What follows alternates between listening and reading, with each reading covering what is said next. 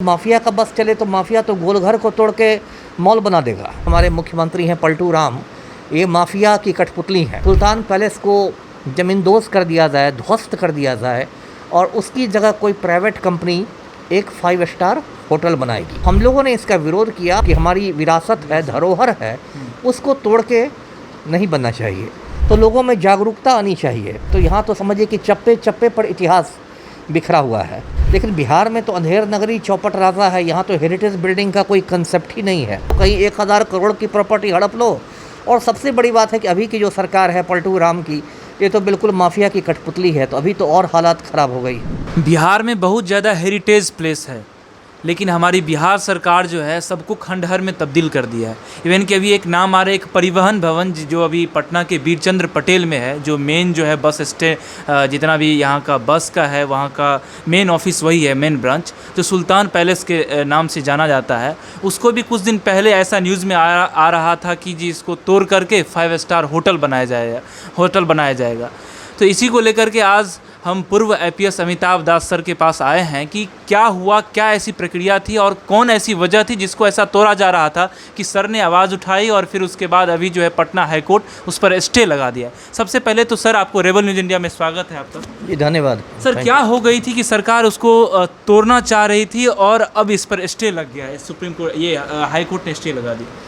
जी, सबसे पहले मैं आपके दर्शकों को बताऊंगा सुल्तान पैलेस की पृष्ठभूमि के बारे में कि ये है क्या।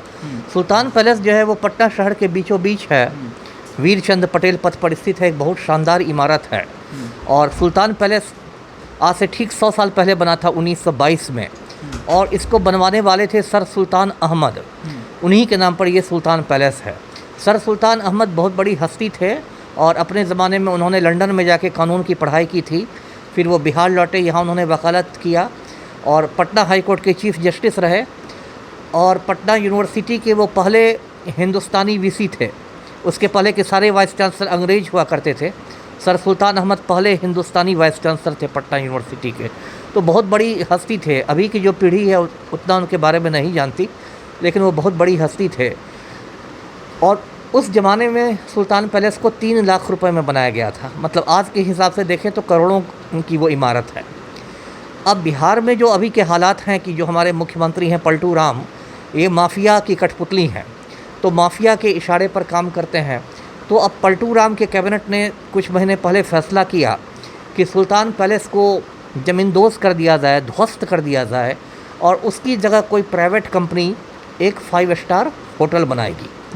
तो हम लोगों ने इसका विरोध किया। हमें 5 स्टार होटल से कोई इतराज़ नहीं है, लेकिन उस इमारत को जो कि हमारी विरासत है, धरोहर है, उसको तोड़ के नहीं बनना चाहिए।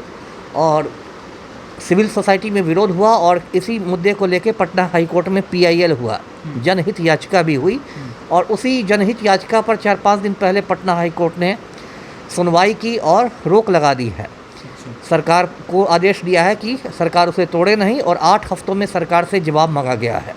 तो एक उम्मीद बंधी है कि अब वो सुल्तान पैलेस जो है वो बच जाएगा। तो एक तरह से हमारी जीत हुई है, ये मैं कह सकता हूँ। जी सर, बिहार में बहुत सारे ऐसे हेरिटेज प्लेस है। अगर आप मुंगेर जाइएगा तो वहाँ पर मीर कासिम का किला मिलेगा। अगर आप दरभंगा जाइएगा तो दरभंगा महाराज का मिलेगा। बेतिया जाइएगा तो बेतिया महाराज का मिलेगा। इवन कि मैं मुंगेर गया था तो वहाँ पर भी एक ज़मीन मिला था जो मीर कासिम का जो किला के बगल में था। तो लोग कह रहे थे कि ये ज़मीन बिक चुकी है। ऐसा हमारे राज्य में ऐसा होता है, अन्य राज्यों में ऐसा नहीं होता है, लेकिन हमारे राज्य में ऐसा क्यों हो जाता है सर? अब इसके लिए बहुत हद तक तो हमारी पब्लिक भी जिम्मेदार है ना। जनता जो है वो आलतू फालतू मुद्दों पर ज़्यादा चर्चा करती है ना। उनको कोई जातीय मुद्दा उठा दीजिए तो उसमें ज़्यादा तेज़ी से गोलबंदी होगी। कोई सांप्रदायिक बात कर दीजिए तो ज़्यादा तेज़ी से गोलबंदी होगी। लेकिन विरासत की बात कीजिए, हेरिटेज की बात कीजिए, तो लोगों में उतनी जागरूकता ही नहीं है। उतनी जागरूकता नहीं है कि ये हमारी धरोहर है, ये हमारी विरासत है।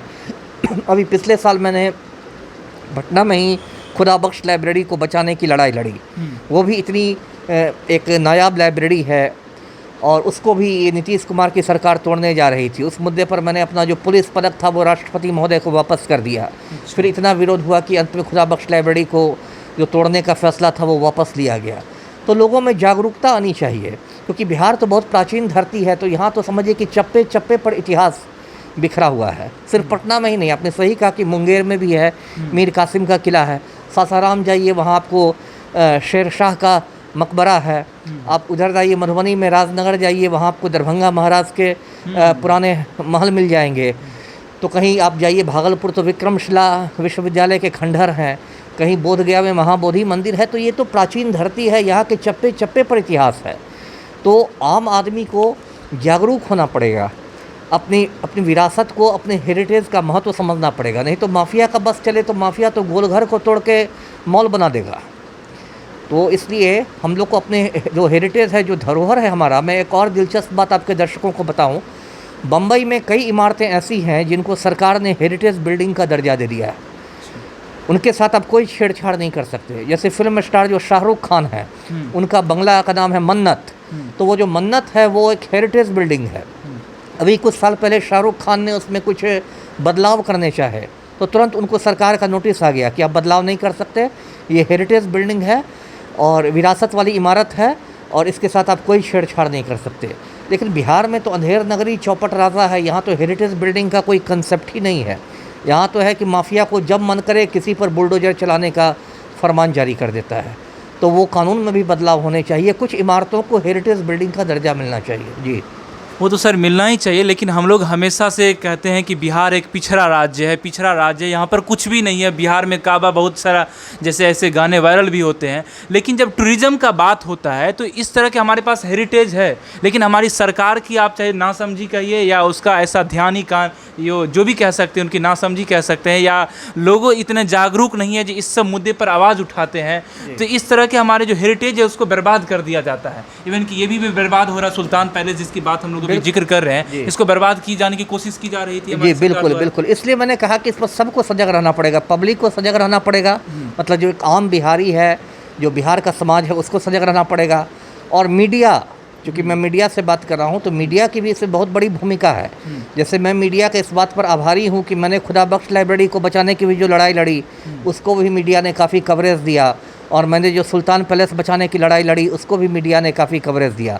तो मीडिया भी एक बड़ा माध्यम होता है लोगों तक बात पहुंचाने का, इसलिए मीडिया की भी बहुत बड़ी जिम्मेदारी है कि वो जो धरोहर है, जो विरासत है, उनको बचाने की लड़ाई लड़ता रहे। जी, कुछ दिन पहले ऐसे ही सर सोशल मीडिया पर ट्रेंडिंग हो रहा था, दरभंगा के एक लाइब्रेरी था और उसी लाइब्रेरी का जितना सारा सामान था वहाँ पर उसको हटाया जा रहा था और लाइब्रेरी को तोड़ा जा रहा था। सोशल मीडिया पर काफ़ी ट्रेंडिंग हुआ सर।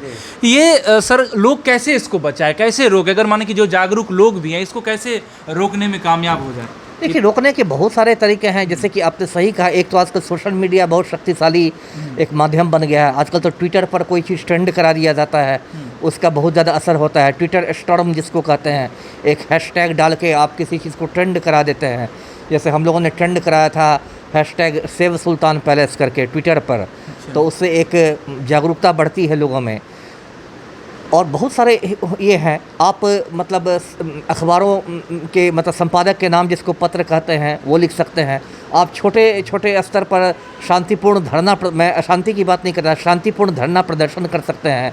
आप अपने जिलाधिकारी को ज्ञापन दे सकते हैं, है ना। आप हस्ताक्षर अभियान चला सकते हैं, आप मानव श्रृंखला बना सकते हैं, है ना। खुदा बख्श लाइब्रेरी के मुद्दे पर हम लोगों ने अशोक राजपथ पर पूरी मानव श्रृंखला बनाई थी, सैकड़ों लोग उसमें शामिल हुए थे। तो बहुत सारे ऐसे मतलब उपाय हैं जिससे हम लोग जागरूकता पैदा कर। लास्ट सवाल सर ये पूछना चाहते हैं, ये सुल्तान पैलेस के जो बनाने का, ये 5 स्टार होटल बनाने का जो मंशा थी सरकार या कह सकते हैं माफियाओं की, करीब उसकी कीमत कितनी होगी सुल्तान पैलेस की सर? मुझे जो पता है कि उसका मूल्यांकन हुआ था, इमारत और ज़मीन मिला के लगभग 800 करोड़ की कीमत है। मतलब ये माफियाओं की नज़र में 800 करोड़ रुपया चढ़ गई थी जो 800 अगर कुछ भी होगा अपने कब्जे में आ जाएगा तो 800 करोड़। बिल्कुल बिल्कुल बिल्कुल, बिहार में माफिया राज है, लूट खसोट हो रहा है। बिहार देखिए कितनी बड़ी विडम्बना है, बिहार हिंदुस्तान का सबसे गरीब राज्य है। यदि प्रति व्यक्ति आय देखें तो हिंदुस्तान में सबसे गरीब राज्य बिहार है, लेकिन यहाँ का माफिया करोड़ों अरबों में खेलता है ना। बिहार का माफिया जो है वो गरीब नहीं है, वो करोड़ों अरबों में खेलता है। कहीं 800 करोड़ की प्रॉपर्टी हड़प लो, कहीं 1000 करोड़ की प्रॉपर्टी हड़प लो। और सबसे बड़ी बात है कि अभी की जो सरकार है पलटू राम की, ये तो बिल्कुल माफिया की कठपुतली है, तो अभी तो और हालात ख़राब हो गई। जी, सुल्तान पैलेस जो है माफियाओं का माफियाओं का जो शिकार होने वाली थी, लेकिन अभी बच गई है। ये हाई कोर्ट ने उस पर स्टे लगा दिया है कि सुल्तान पैलेस अभी नहीं तोड़ा जाए। अब देखिए आगे क्या होता है, क्योंकि सुल्तान पैलेस की अगर आप स्थिति देखिएगा तो आपको भी लगेगा कुछ ऐसा कंट्रीब्यूट या डोनेट करवा करके, लोगों से चंदा मांग करके उसकी स्थिति ठीक करवा दी, क्योंकि हमारे बिहार का ये धरोहर है, हमारा ये हेरिटेज है, उसको बचाना जो है हम लोगों की ये कर्तव्य बनता है। बाकी आपको क्या प्रतिक्रिया, अपनी प्रतिक्रिया कमेंट बॉक्स में दे सकते हैं। मेरा नाम पंकज झा है और आप रेबल न्यूज़ इंडिया देख रहे हैं। धन्यवाद। Thanks for watching Rebel News India. Stay tuned for more updates. Don't forget to like, share and subscribe.